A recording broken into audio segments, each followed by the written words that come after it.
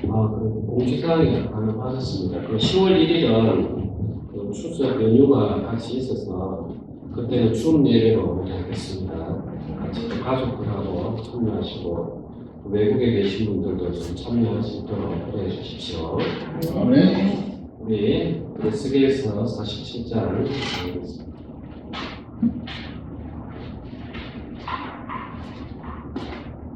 이제 47장 읽기로 있습니다.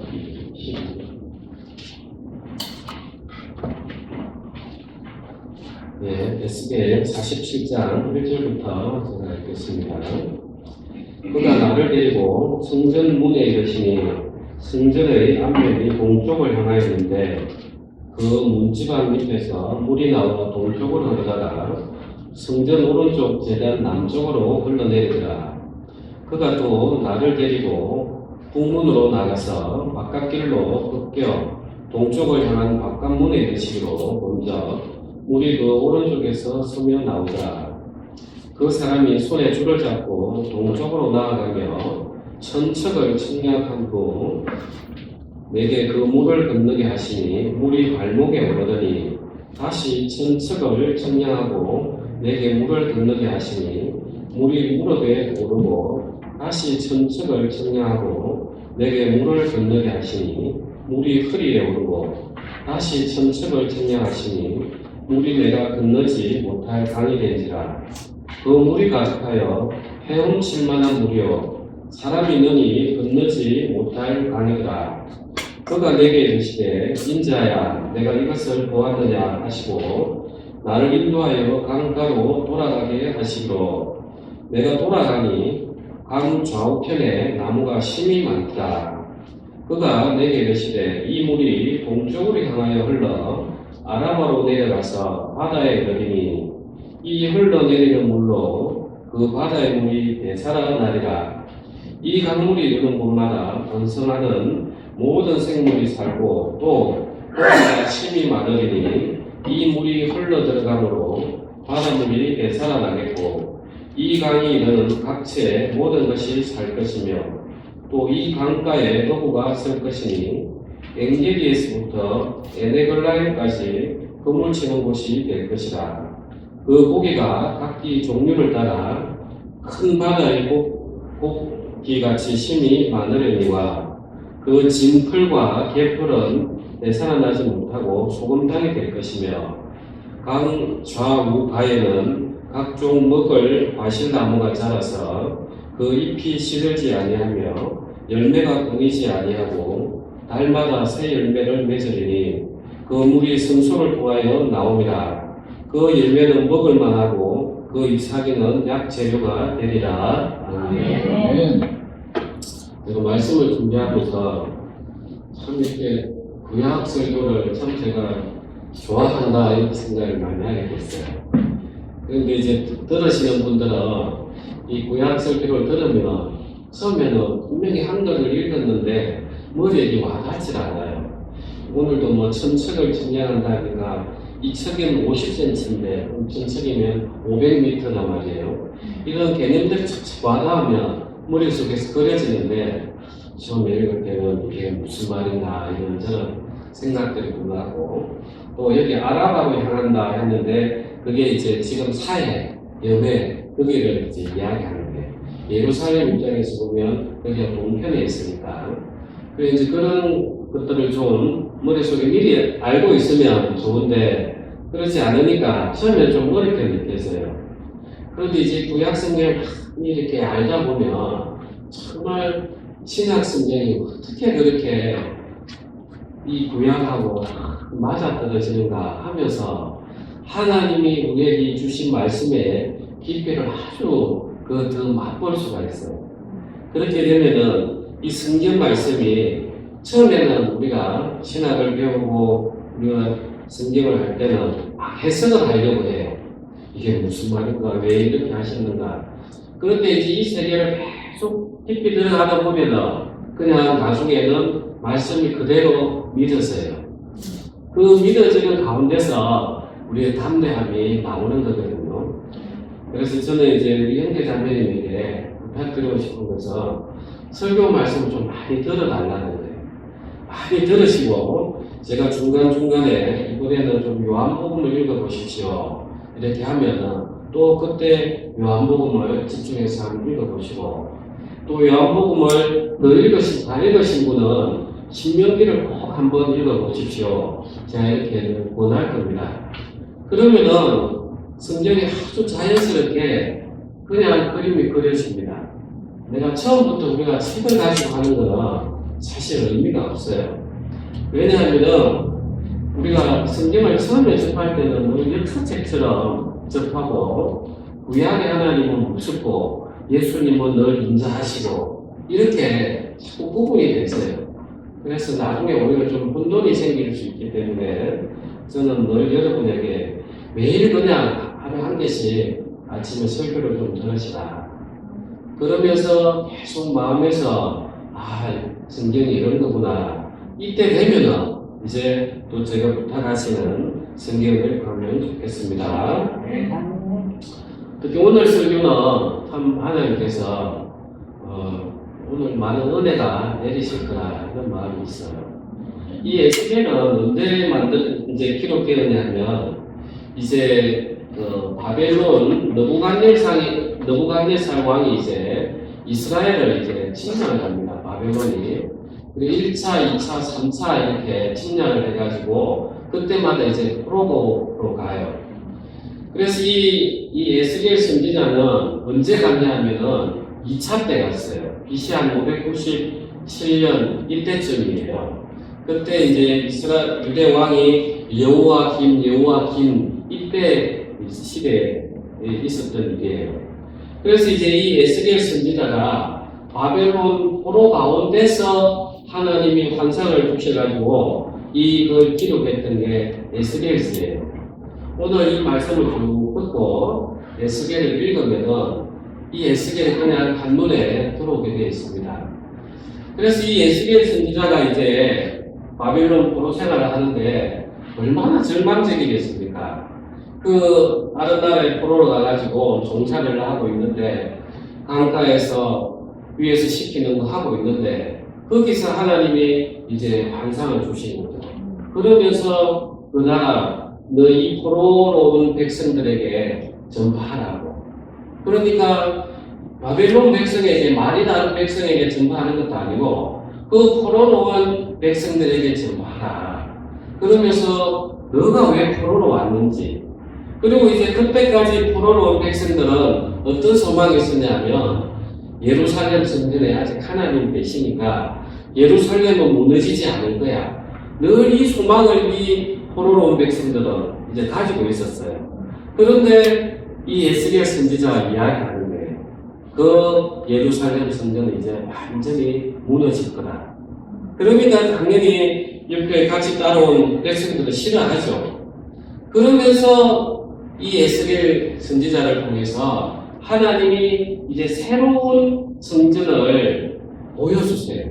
그래서 에스겔을 보면은 성전을 짓는 모습이 한참 나옵니다. 우리가 지금 성막을 짓는 모습처럼. 그런데 이 에스겔 성전은 역사 속에서 실제로 이루어지지는 않았어요. 이제 예수님이 오시는 모습을 또 다른 모형으로 보여주고 계시는 거예요. 이 에스겔 성전은 좀 특별히 성막하고 다윗 때 만들어진 성전하고 차이점이 있어요. 뭔 차이점이 있냐면 이때는 금등잔대가 이 성전에 없어요. 좀 특별해요. 이제는 예수님이 우리의 빛으로 오실 걸 미리 이제 하나님이 더 보여주시는 거예요. 이제 거기는 어둠이 없는 거죠.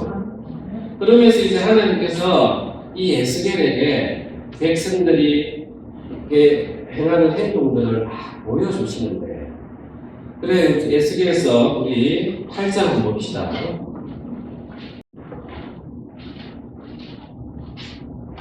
8장 3절입니다.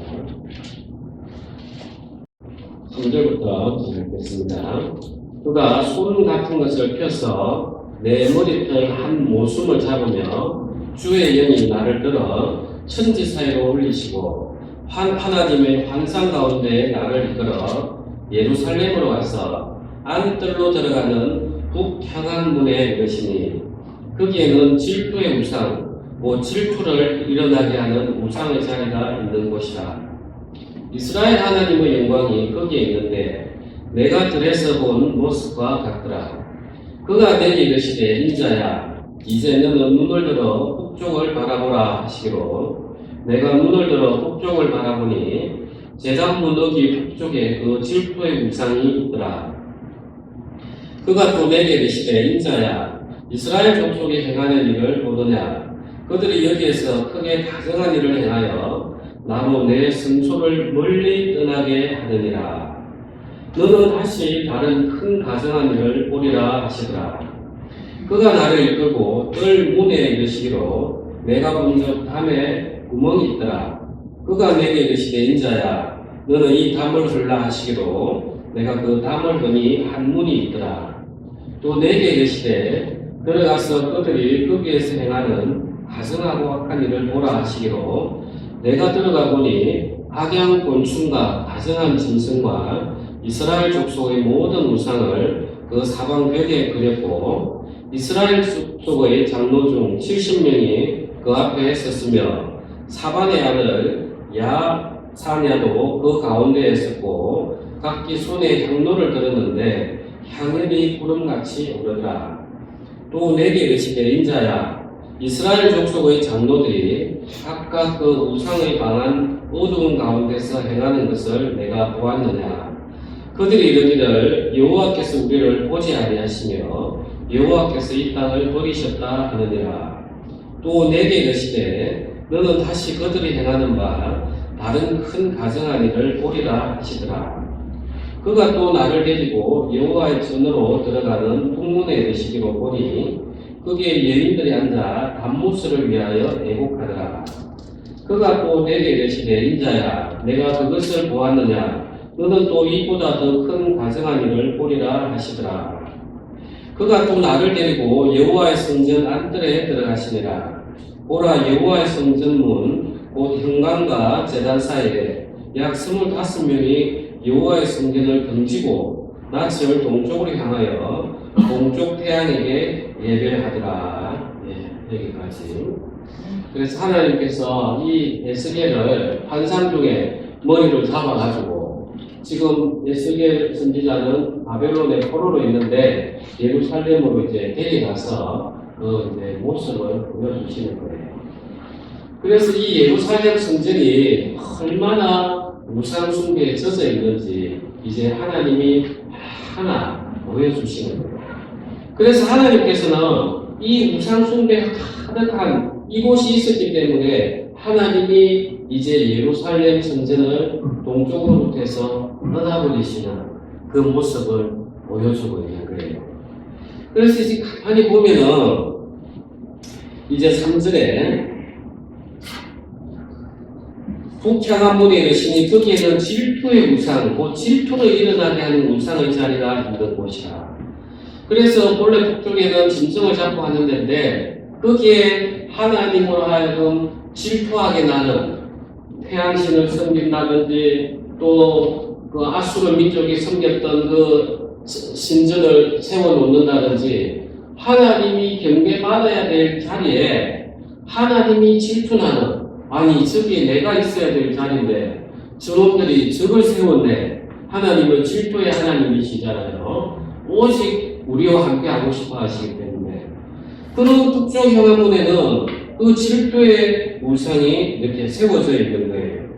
그리고 또 이제 10절에 보니까 내가 들어가 보니 각양 곤충과 가증한 짐승과 이스라엘 족속의 모든 우상을 그 사방 벽에 그렸고 그래서 이 곤충을 섬기고 가증한 짐승을 섬겼던 게 우리가 출애굽기 처음에 보면은 애국 백성들이 섬기던 그런 신들이었어요. 그러니까 이 시대가 언제냐면 여호와긴 이때가 바벨론이 계속 쳐들어오니까 이제 이스라엘 백성이 꾀를 내는 거예요. 내가 애국 왕 바로에게 좀 요청을 해가지고 벗어나야 되겠네. 그러니까 이스라엘 마음에는 하나님이 있어도 별 소용이 없네. 차라리 그 부강한 민족이 섬기는 그 신을 내가 섬겨야지. 하면서 애굽에 섬기던 그 신을 자기들이 와서 그림을 그리고 그 다음에 보니까 12절에 11절에 이스라엘 족속의 장로 중 70명이 그 앞에 섰으며 사반의 아들 야사냐도 그 가운데 섰고 각기 손에 향로를 들었는데 향연이 구름같이 오르더라.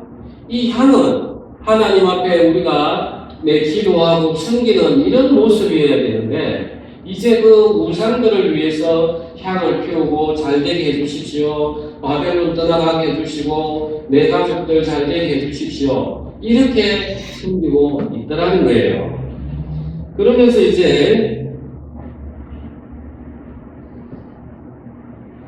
12절에 보면 또 내게 의시된 인자야 이스라엘 족속의 장로들이 각각 그 우상의 방한 어두운 가운데서 행하는 것을 내가 보았느냐.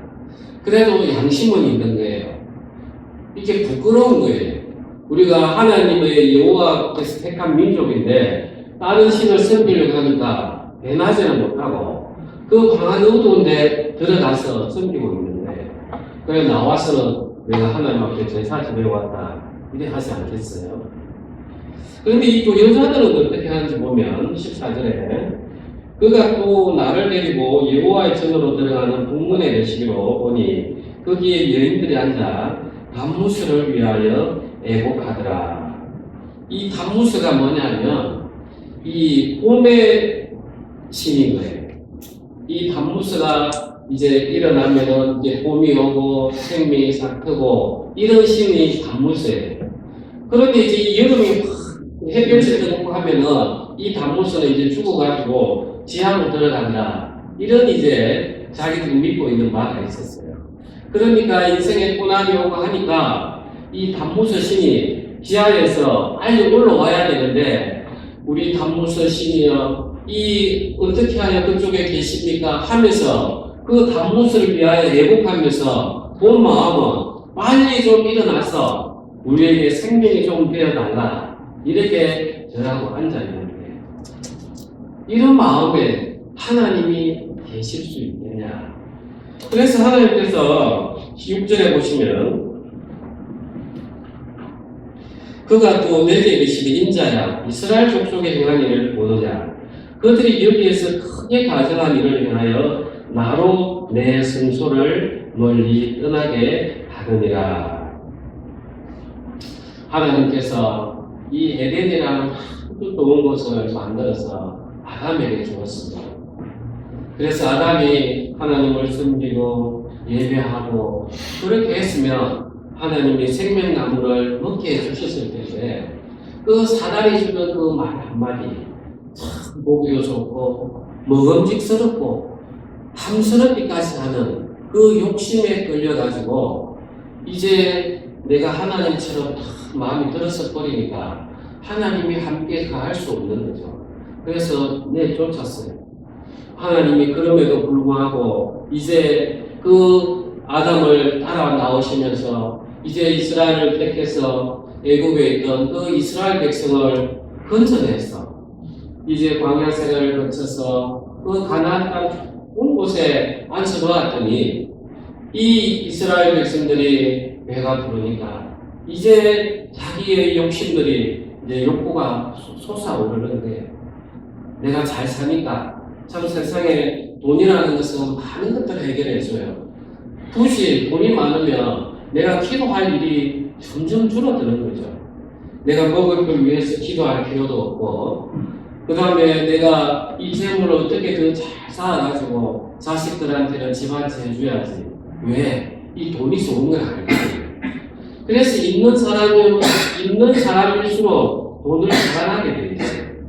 그런데 없는 사람들은 그런 거 일을 보지 않았기 때문에 돈이 왜 좋은 줄 잘 모르는 거예요. 그래서 바볼사도 늘 없는 사람이 산다 했잖아요. 그죠? 그래서 이스라엘 백성들이 이제 잘 사니까 그런 마음들이 계속 들어오는 거예요. 그러니까 하나님께서 이 이스라엘 백성들에게 그 정나라한 모습을 그대로 보여주는 거예요. 내가 너희를 위해서 어떻게 했는데 너희가 지금 어떻게 하고 있느냐. 이 사실 우리 영혼의 마음의 그림인데 우리가 지금 하나님을 믿는다고 이렇게 예배드리고 앉아있잖아요. 그죠? 그런데 내 깊은 마음에는 정말 섬기는 게 뭔가 하나님 오늘 우리에게 돌아보게 하시는데 내가 하나님만 주인으로 섬깁니다. 하지만 내 속으로는 하나님 저 이번에 얼마 벌어야 됩니다. 하나님 저 아시죠? 우리 가족 이번에 잘 돼야 되는 거 아시죠? 그러면서 입으로는 하나님을 외치고 있지만 내 속마음으로는 이 이스라엘 백성하고 똑같은 거예요. 어떻게 하면 내가 이 세상에서 돈을 벌고 어떻게 하면 내가 건강하고 어떻게 하면 사람들하고 클래스 레벨이 높은 사람들 만나서 즐기면서 인생 살아갈까. 이게 우리 영혼의 마음이에요. 그래서 하나님은 이 이스라엘 백성에게 징계를 내리실 수밖에 없어요. 그래서 이제 하나님이 떠나가 버리시니까 그 성전이 있어도 지성소에 법궤가 있어도 하나님이 없는데 그러니까 바벨론이 와서 성전을 다 해파하고 그 지성소가 법궤가 어디 갔는지도 모르고 다 무너져 버리는 거예요. 하나님 떠났기 때문에 겉으로 볼 때는 하나님의 성전이지만 하나님이 떠난 그 성전이 무슨 의미가 있어요? 그래서 이스라엘 백성에게 완전히 이제 징계하시는 거예요. 그래, 너희가 이 성전을 섬기기는 섬겼지만 정작 너희 마음은 너희 자신을 섬긴 게 아니냐. 그러면서 그 외형적인 모습을 징계하시고 떠나보내시고 심판을 하시네요. 원래 우리도 그런 심판을 받아야 되는데 우리는 정말 감사하게 그 심판을 누가 받은 거예요? 예. 정말 우리는 그 예수님 때문에 실제 우리가 이 이스라엘 백성처럼 우리가 받아야 될 일들이었어요. 이스라엘 백성들은 어찌 보면은 우리를 위한 하나의 도구로 쓰임을 받습니다. 그러니까 우리가 예수님 생각할 때마다 이런 일들을 더욱더 깊이 알면은 주님 정말 저도 이 예루살렘 이 이스라엘 백성하고 너무나 똑같은데 더하면 더했지 덜하지는 않는데 정말 제가 받아야 될 심판이 얼마나 큰데 주님께서 십자가에 그렇게 심판받았습니다 하면서 또 예수님 마음하고 우리가 또 더 참 붙는 거예요. 그래서 우리가 구약이 참 좋은 예수님이 당하신 그 본질을 더욱더 깊이 보는 거예요. 자, 이스라엘 백성은 그런데 하나님 아셨어요. 왜냐하면 이 우리 육체라는 것은 한계가 있어요. 자, 우리가 술, 담배를 합니다. 그러면은 내가 끊어야지 하는 마음을 들어요. 자, 이 담배를 막 피다가 어느 순간 하루만 딱 끊어도 내 머리가 통통해진단 말이에요. 내 이 니코틴, 이 중독이 몸에서 이제 이상 반응을 일으키는 거죠. 늘 일정 수준의 니코틴이 체크가 돼야 되는데 없으니까 육체가 막 이상하면서 또 담배를 피게 딱 자극을 줘요. 술도 그런 거예요. 술을 먹다가 알코올이 계속해서 우리가 중독이 되면은 몸에서 안 들어오면 이상한 거예요. 야, 너 미쳤냐? 왜 술을 안 먹어? 하면서 몸에서 반응을 일으켜요. 이게 이제 중독인 거죠. 자, 이게 우리에게 참 좋은 걸 보여주십니다. 왜 하나님께서는 우리에게, 예수님께서는 너희가 내가 말하는 말을 알아라. 그래야 함께 있다. 이 이야기를 하시는지. 자, 육체의 중독이 이런 것처럼 우리 마음의 중독도 그래요. 어떤 사람은 음란의 영에 잡히면 계속해서 생각하는 게 음란한 그 생각에 내가 잡혀 들어가요. 마치 내가 담배를 피우고 술을 먹고 하면 내 육체에 내 마음이 끌려가듯이 이 내 마음도 그런 거예요. 그래서 또 어떤 사람은 이 재물이 내 전부다 하면은 모든 게 앉아가지고 어떻게 하면 내가 돈을 벌까? 여기에 모든 것이 다 빨려들어가요. 또 어떤 사람은 내가 세상에 권세가 높이 올라가야지 하면 내가 이 사람을 만나서 어떻게 하고 저 사람을 만나서 어떻게 하고 거기에 모든 희열을 다 맞춰가 버려요. 그래서 우리의 육체가 이 연약하듯이 우리의 마음도 계속해서 내가 거기에 내어주면 사단이 그걸 틈타가지고 내 마음을 끌고 다니는 거예요. 이해가 되시죠? 아멘. 그래서 아담이 그 마음을 선악과를 먹을 때 한번 생각해 보십시오. 하와하고 보기에 좋고 먹음직스럽고 정말 탐스럽기까지 하는. 그래서 우리 육체에 일어나는 모든 것들이 이생의 자랑이요, 안목의 정욕이요, 또 우리 육체의 자랑, 육신의 정욕이라고 우리가 요한 1세에 그렇게 하고 있잖아요. 사단이 딱 그 우리의 마음을 정확하게 알고 사단은 그걸 타고 우리에게 생각을 넣어주는 거예요. 이해가 되십니까? 아멘. 중요한 부분들입니다. 그래서 우리가 술을 끊으시오, 담배를 끊으시오 하는 것처럼 내 마음에서 엄란한 일들이 일어나고 내가 돈을 너무 사랑하고 내가 남 말하기 좋고 이런 것들은 전부 다 육체에서 오는 것들이에요. 이 육체에서 오는 것들에 자꾸 내 마음을 주면은 이렇게 된다는 거예요. 이 이스라엘 백성들이 우상을 섬기듯이 내 마음도 계속 그걸 섬기게 되어 있어요. 그러면 이 이스라엘 백성들은 어차피 그 당시에는 할 수가 없었어요. 우리가 갈라디아서 5장 한번 보겠습니다. 5장 19절입니다. 대화라의 성경 신약 308페이지입니다. 19절에 한번 읽어볼게요. 육체의 이름 분명하니 곧 언행과 더러운 것과 도색과 우상 숭배와 수술과 원수 맺는 것과 분쟁과 시기와 분냄과 방 짓는 것과 혼혈함과 이단과 투기와 술 취함과 방탕함과 또 그와 같은 것들이라. 여기에 보면 이제 술 취함 해놓으니까 어떤 그리스도인들은 술은 먹어도 되는데 안 취하면 되지 않나요? 내가 사회생활 하려면 술도 한잔하고 담배도 피고 해야 됩니다. 그건 하나님보다 세상에 더 큰데 내가 그런 데 의지할 것 같으면 하나님은 우리가 왜 믿냐는 거예요. 그래서 웬만하면은 저는 잘 생각해 보십시오. 하나님이 여러분 술을 먹는 게 좋겠어요? 안 먹는 게 좋겠습니까? 그거 한번 생각해 보면 너무나 그래요. 술은 나중에 술을 먹는 거잖아요. 그죠? 내가 절제해야지. 절제가 되면 우리는 사람이 아니에요. 자, 우리의 육체가 이런 속성을 아예 가지고 있어요. 자, 이스라엘 백성은 그 당시에 하나님이 성령을 주시지 않았어요. 개인들에게. 그래서 율법이라는 울타리 안에 딱 가둬놓고 너가 잘 지키면 내가 이제 지켜줄게. 이렇게 해놨단 말이에요. 그런데 지금은 어떤 시대냐? 이제 우리에게는 예수 그리스도께서 이걸 해낼 수 있도록 성령을 준 시대예요. 그러면 내가 이 성령을 어떻게 팔아야 되는가? 우리가 마가복음 9장입니다. 마가복음 9장 우리가 9장 29절입니다. 여러 가지 성경은 69페이지입니다.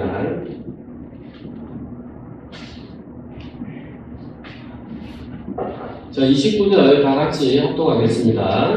이르시되 기도 외에 다른 것으로는 모든 종류가 나갈 수 없느니라 하시니라. 네.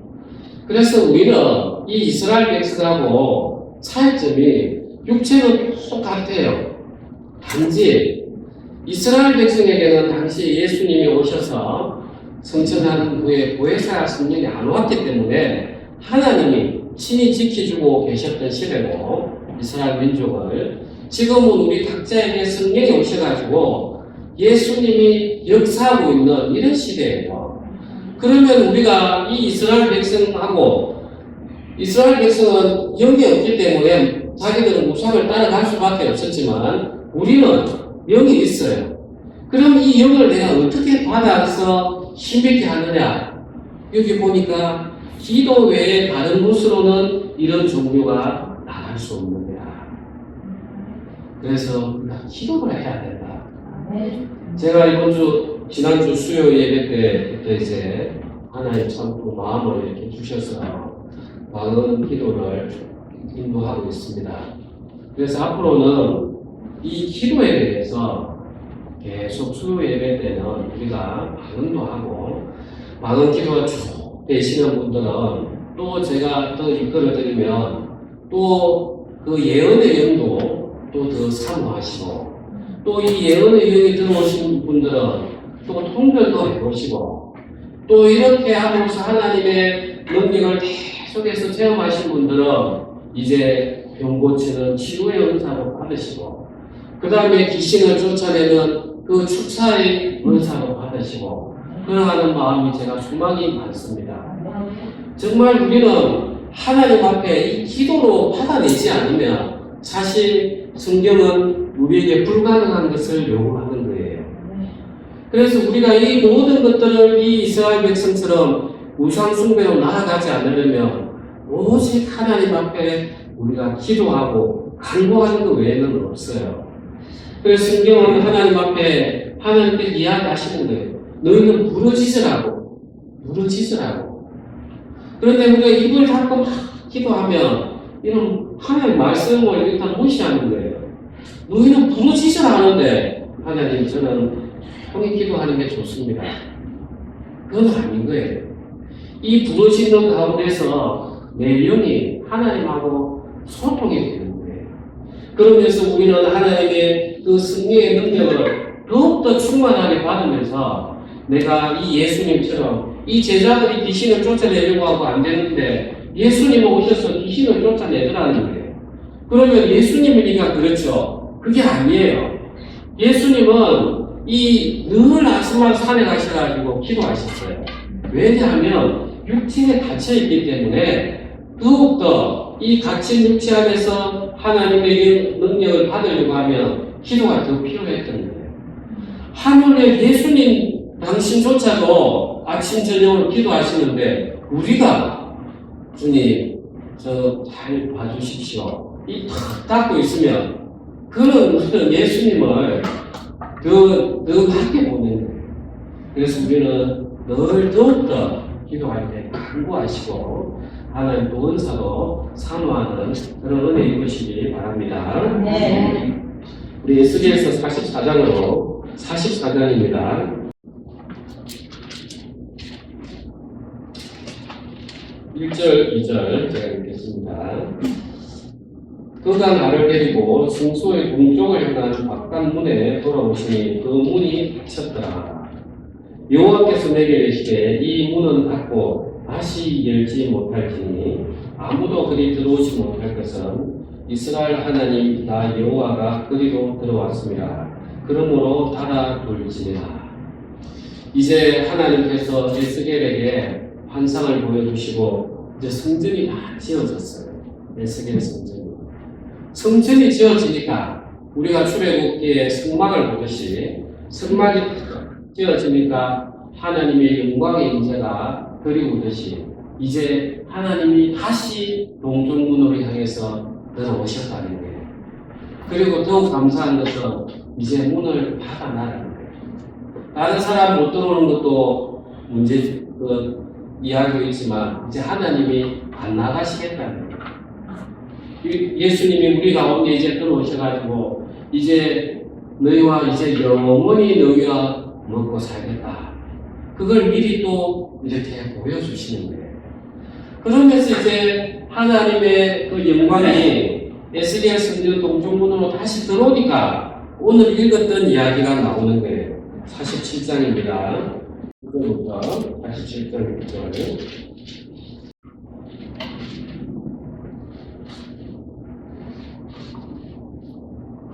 그가 내게 이르시되 인자야 내가 이것을 보았느냐 하시고 나를 인도하여 강가로 돌아가게 하시기로 내가 돌아가니 강 좌우편에 나무가 심이 많더라.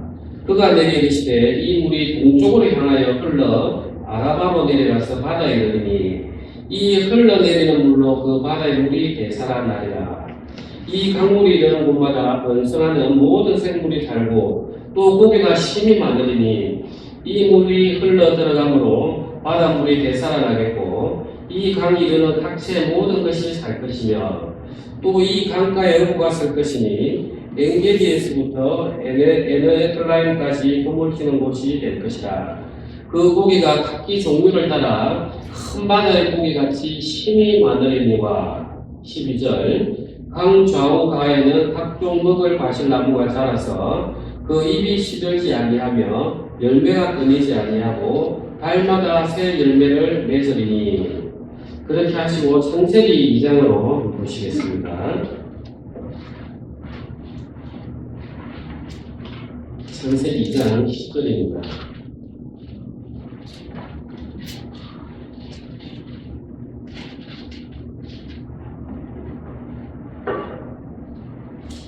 강이 에덴에서부터 흘러나와 동산을 적시고 거기서부터 달라져 내 근원이 되었으니 첫째 이름은 비손이라. 금이 있는 하윌라 온 땅을 불렀으며 그 땅의 금은 순금이요 그곳에는 베델리엄과 호마노도 있으며 둘째 강의 이름은 기혼이라. 후스 온 땅을 불렀고 셋째 강의 이름은 히베겔이라. 아수로 동쪽으로 흘렀으며 넷째 강은 유보라데라. 여호와 하나님이 그 사람을 이끌어 에덴 동산에 두어 그것을 경작하며 지키게 하시고 여호와 하나님이 그 사람에게 명하여 이르시되 동산 각종 나무의 열매는 내가 임의로 먹되. 지금 에스겔에서 나오는 그 성전문에서 나오는 모습하고 이 지금 에덴 동산의 모습을 잘 생각하시면서 성경 마지막에 있는 계시록 22장 1절 보겠습니다. 22절 1절입니다. 또 그가 수정같이 맑은 생명수의 강을 내게 보이니 하나님과 및 어린 양의 보좌로부터 나와서 길 가운데로 걸으더라. 강 좌우에 생명나무가 있어 12가지 열매를 맺되 달마다 그 열매를 맺고 그 나무 잎사귀들은 왕국을 치료하기 위하여 있더라. 자, 지금 제가 세 군데를 읽었습니다. 자, 하나님께서 이 에스겔 성전을 가운데서 보여주시는 거예요. 하나님이 계신 그곳에서부터 생명을 살리는 그 물이 흘러나와가지고 많은 생명들이 일어나는 모습. 그렇게 태초에 에덴 동산의 모습이었어요. 그런데 아담이 죄를 짓고 나서 이제 에덴으로부터 쫓겨나서 하나님 성전이 이제 폐파됐던 거죠. 그러면서 다시 에스겔 성전을 통해서 보여주시면서 마지막에 우리가 있을 그 요한계시록 모습의 하늘의 성전의 모습을 보여주시는 거예요. 그래서 이 성전이라는 곳이 하나님이 계시는 곳이 성전이잖아요. 그죠? 그러니까 이 성경은 뭘 이야기하냐? 계속해서 하나님이 우리와 함께 계실 그 성전을 짓고 우리와 함께 있을 그 모습들을 보여주시는 거예요. 아멘. 그러니까 이 성전이 성경에서 왜 성전의 이야기가 그렇게 나오는지 이해가 되시죠? 아멘. 그런데 특이한 게 하나 있습니다. 창세기의 에덴 동산에서는 생명나무도 있었고 선악과 열매 나무도 있었는데 이 계시록에는 뭐만 있냐면 생명나무가 있어. 여기에는 선악과가 없어요. 참 우리가 늘 이렇게 복음을 전하다 보면 하나님이 죄 지을 줄 알면서 왜 선악과 나무 만들었습니까? 이렇게 이야기하시는데 잘 보십시오. 이 선악과 나무로 인해서 하나님은 본래 인간을 깨끗하게 지었어요. 그런데 인간이 그 깨를 내었다 이렇게 이제 전도서 있는데 하나님이 죄를 만들지는 않았어요. 이 선악과를 통해서 이 아담이 잘 이것을 준수하면 원래는 생명나무 열매를 주려고 하셨던 거예요. 그런데 아담이 이 선악과를 먹음으로써 하나님의 애당초의 창조 계획이 실패했느냐? 아니에요. 이 선악과를 통해서 계속해서 우리를 어떻게 만들어갔냐 하면은 내라는 존재가 채워졌으나 그 생명나무에 함께할 수 없구나. 이 선악과가 율법이란 말이에요. 결국은 율법이 그리스도 앞으로 인도하지 않은 것처럼 이 선악과 나무가 생명나무로 우리를 인도하는 그 역할을 한 거예요. 그러니까 하나님께서는 우리를 로봇으로 만드신 게 아니라 정말 우리와 하나가 되고 싶었던 거예요.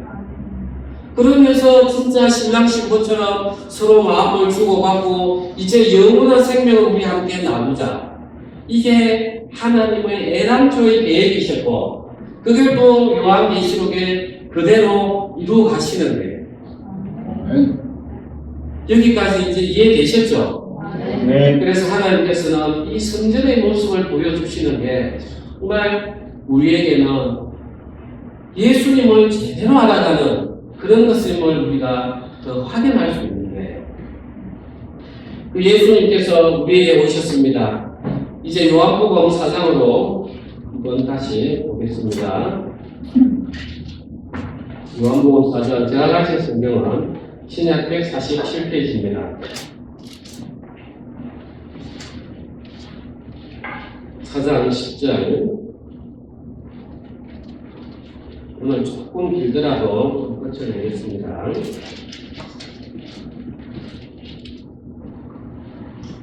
예, 4장 10절 우리 합독하겠습니다.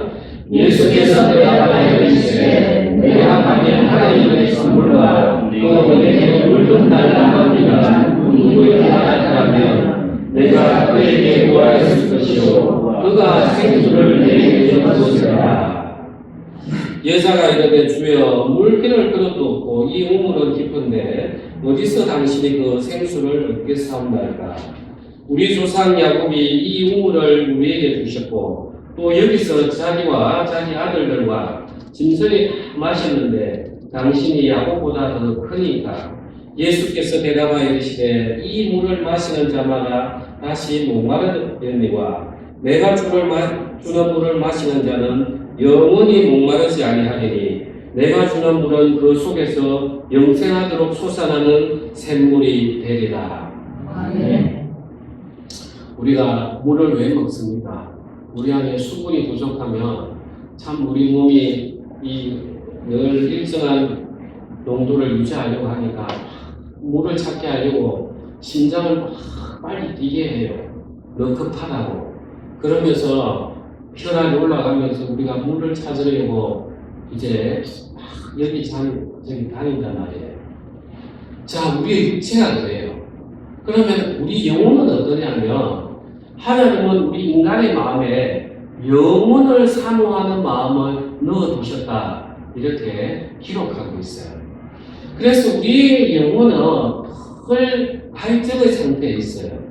이게 뭐가 들어와야만이 이 마치 물처럼 우리의 목마름이 해소되냐면은 그 영원한 생명이 들어와야만이 내 마음에서 이 갈증이 해소가 되는 거예요. 그래서 우리가 막 주님을 부르시고 찾고 그 가운데 하나님을 만나주시면 이제 그때부터는 마음이 확 내려가는 거예요. 진짜 물이 부족하면 혈압이 올라가고 난리도 아닌데 하나님의 영이 내 안에 가득 차면은 내 마음이 그렇게 평온해지면서 얼굴에 화색이 돌고 내 마음에 근심이 오는 거예요. 하나님이 그렇게 우리를 만들어놨어요. 그래서 그 예수님이 우리의 영원한 생명수 되시기 때문에 우리는 그 예수님을 늘 구하고 무슨 일을 해도 주님, 당신이 저희 왕이지 않습니까? 제가 주님을 경배합니다. 주님 저를 또 만나 주십시오. 하면서 그 예수님을 닮아야만이 우리는 이 목마름에서 해소가 되는 거예요. 네. 우리가 교회를 아무리 오래 다니고 아무리 직분이 높고 한들 예수님이 담겨지지 않으면은 그는 여전히 목마른 상태인 거예요. 자, 에스겔을 다시 한번 우리가 47장 보면서 정리하도록 하겠습니다.